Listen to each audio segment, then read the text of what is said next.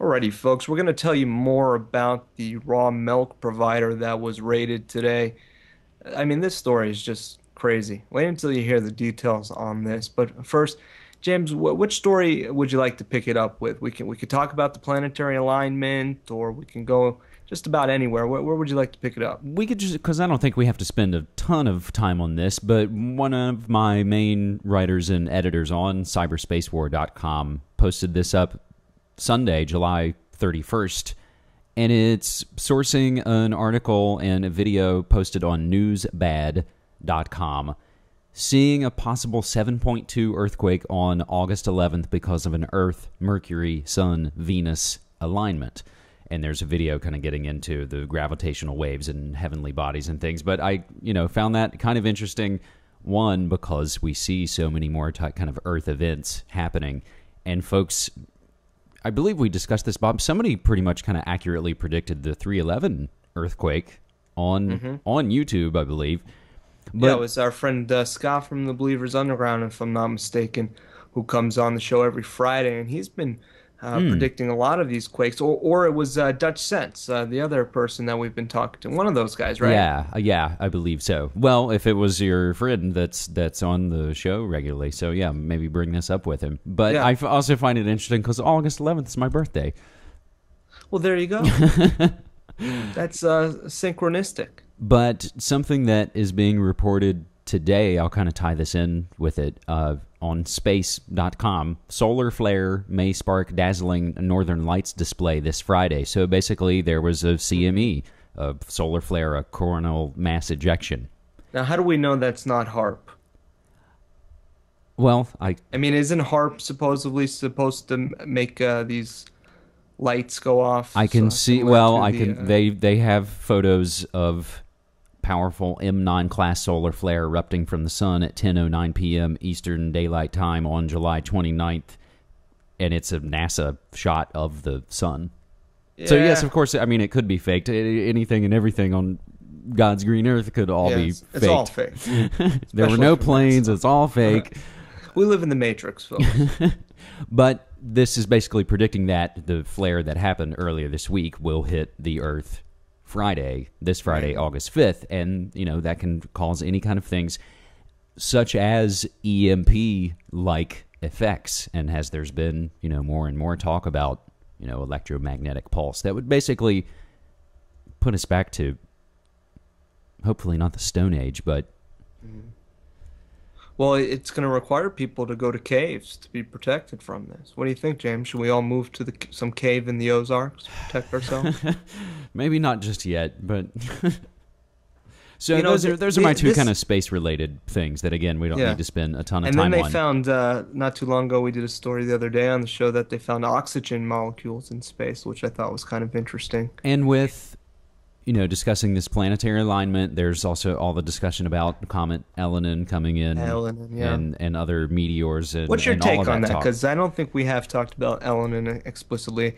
I get people on both sides of the spectrum. If you talk about Elenin, you're a fear-mongering shill. If you don't talk about Elenin, you're somehow distracting from the fact that we're all going to die. I have to honestly say, I haven't looked tons into it. It's just one of, in doing all the different stories for all the different sites, it's unfortunately sometimes it's one of those stories, it's like I'm aware of it, and I even, have brought it up with folks sometimes. For me, it's hard to find the motivation because, yeah, I would want to know if that's the case, but really, am I going to be, is me spending my time and energy going to do anything? If it's such a drastic, apocalypse, then I guess I should just continue to spend time worrying about the things that are making my life better here and now. Exactly. So whether that's Comet Elenin or the Harold Camping Rapture or any of those, it's like, well, what are you going to do about it anyway?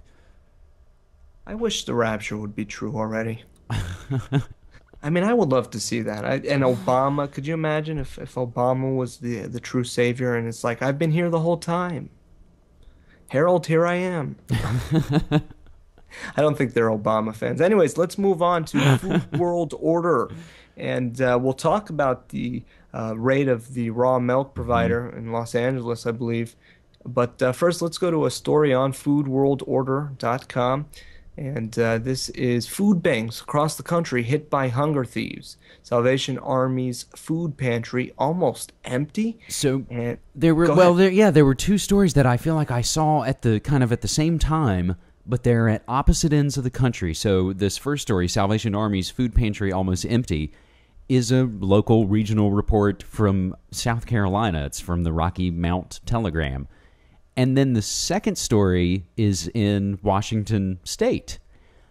So the headline of the Post, food banks across the country hit by hunger, comma, thieves, I guess was just my way of sort of crafting that, classic newspaper sounding headline where everything's kind of truncated. But I like, yeah, hunger, thieves put together is, again, I think kind of a powerful meme.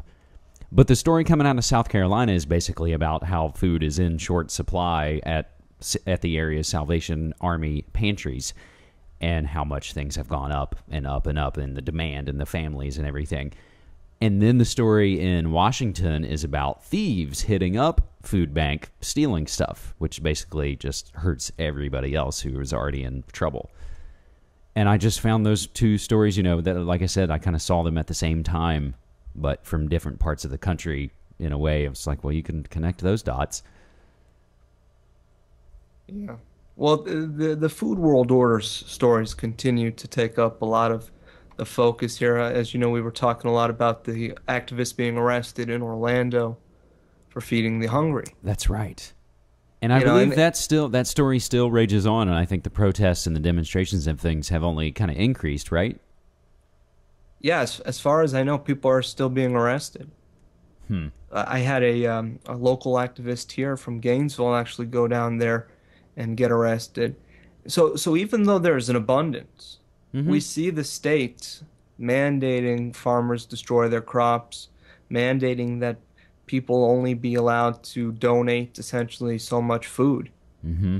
And I see this as a part of, again, this Agenda 21 Codex Alimentarius sort of deal. Yep. There was a great piece on farmwars.info, and I did have the chance several months ago to interview Barbara Peterson, who runs Farm Wars, and she's actually based in Oregon as well, but she's got a great post about, and I can't remember the full title of it, but it's basically the Monsanto Nazi Agenda 21 United Nations Codex Alimentarius connection. It basically charts. It's like, this guy came from here. He was a Nazi. He got on the UN. He started to do the Codex Alimentarius. And it's like, oh, and then connected to Monsanto. Like, it fairly simply kind of lays it all out and makes you, again, kind of cringe, to say the least.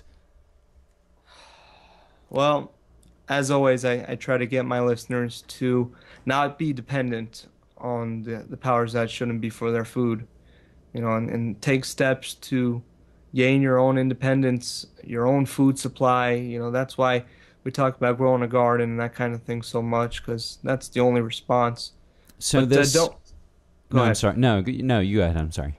I was going to say, but don't worry. Yeah, you'll be arrested for growing a garden In and your front collecting yard. rainwater. Yeah, exactly.